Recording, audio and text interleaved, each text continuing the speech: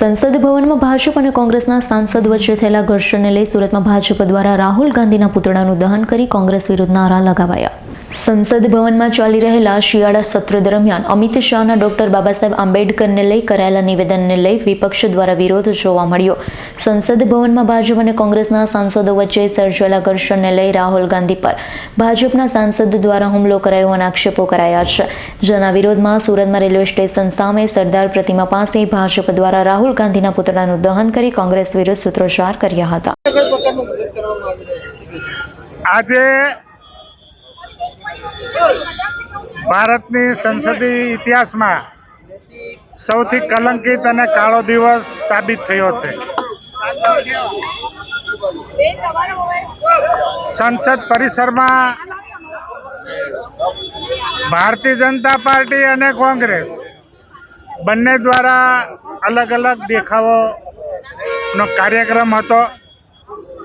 તે દરમિયાન રાહુલ ગાંધીજીએ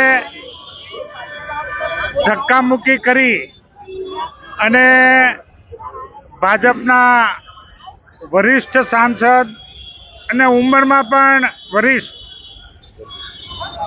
પૂર્વ કેન્દ્રીય મંત્રી શ્રી પ્રતાપ સારંગીજી અને બીજા એક સાંસદ મુકેશજી રાજપૂત અને એક મહિલા સાંસદને પણ ધક્કામુક્કી કરી અને રીતસરની ગુંડાગીરી ઉપર ઉતરી અને એમને પછાડી દીધા.